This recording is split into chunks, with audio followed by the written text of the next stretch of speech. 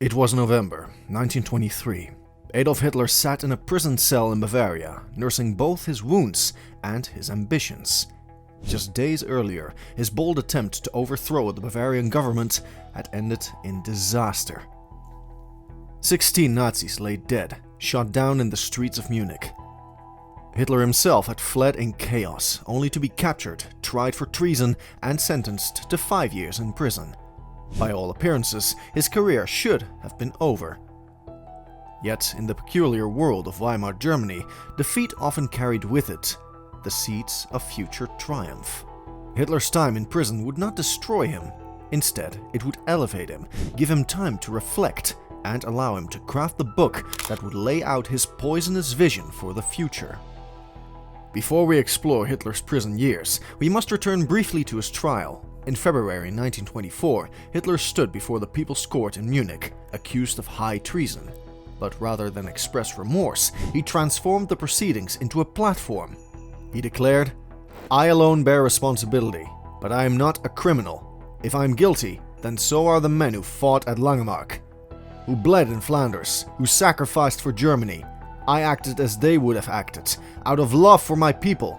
To a sympathetic judiciary and to many in the German public, these words struck a chord. Here was a man who had risked everything, not for personal gain, but, so he claimed, for Germany's honor. The press spread his speeches nationwide.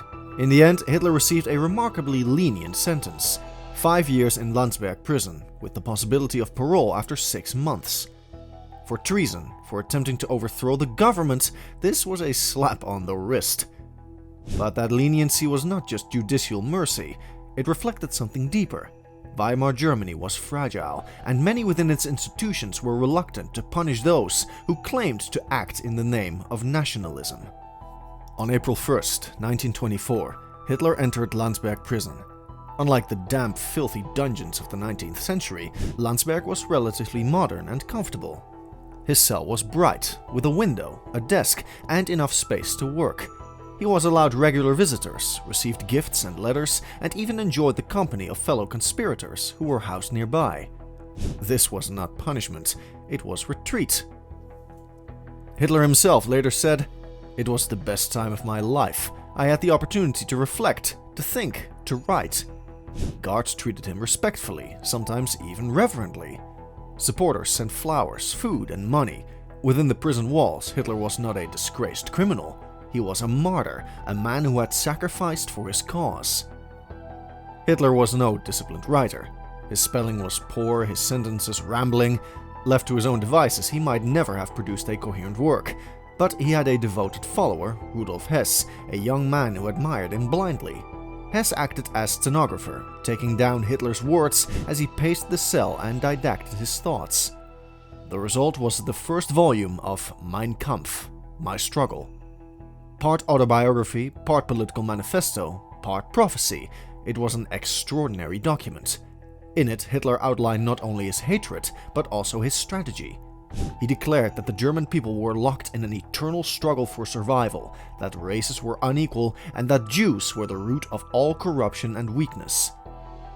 He railed against Marxism, against democracy, against the very idea of equality.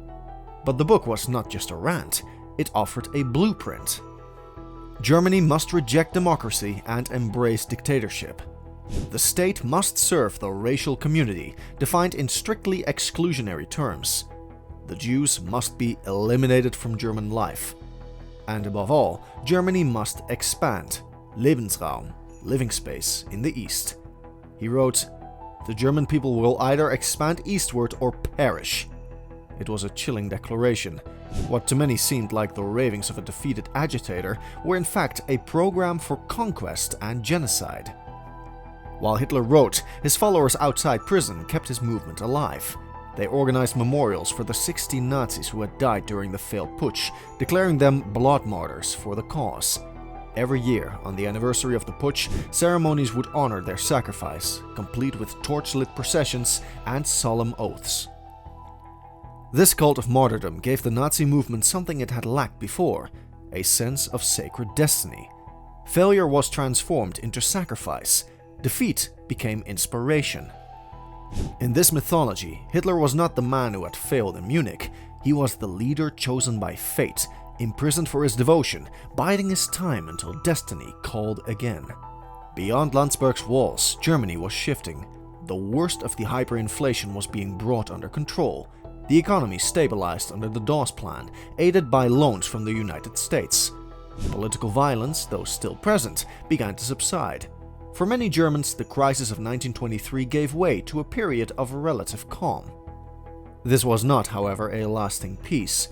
The wounds of Versailles still festered, and extremist movements continued to attract those disillusioned with democracy. But for the moment, Hitler's star dimmed. The Nazis had been banned, their leader was behind bars, and their future uncertain. In December 1924, less than a year after entering Landsberg, Hitler was released. He had served just 9 months. He emerged into a Germany that had largely moved on. The Nazis were marginalized, their membership reduced, their newspaper struggling. Hitler himself was banned from public speaking in several regions. But he carried with him something new: patience. He had learned that power would not be seized by reckless coups, it would be taken legally, step by step, through propaganda, through elections, through the careful manipulation of democracy itself. As he left Landsberg, Mein Kampf was published. It sold modestly at first, often purchased more out of curiosity than conviction. Few who read it believed the man's words would one day shape history. But for Hitler, the book was more than just publication. It was prophecy, a declaration of intent. The significance of Mein Kampf cannot be overstated. Within its pages lay the seeds of everything that was to come: dictatorship, war, genocide. Historians often debate whether Hitler truly believed every word he wrote, or whether he was tailoring his message for effect. But the evidence suggests that, at least in broad strokes, he meant it. The racism, the hatred, the drive for expansion, these were not passing thoughts. They were the core of his worldview. And crucially, Mein Kampf revealed Hitler's recognition that mass propaganda was essential. He wrote, "All propaganda must be popular, and its intellectual level must be adjusted to the most limited intelligence among those it is addressed to." This insight would become one of his most dangerous weapons. By the time Hitler left prison, he was no longer just a drifter or a failed revolutionary. He was a man with a movement, a book, and a plan. His party was weakened but not destroyed. His followers were scattered but not gone. And above all, he had learned that patience could achieve what violence could not. In the years ahead, Hitler would rebuild the Nazi Party with discipline and strategy. He would turn his words into action, his propaganda into power. From the comfort of a prison cell, Adolf Hitler had written the blueprint for dictatorship. Few took it seriously in 1925, but history would show that his words were not idle rantings. They were warnings of the storm to come. The next chapter in our story will follow Hitler as he rebuilds his party, navigating the turbulent politics of the late 1920s and preparing for the opportunity that the Great Depression would provide. This was the Gallows Archive.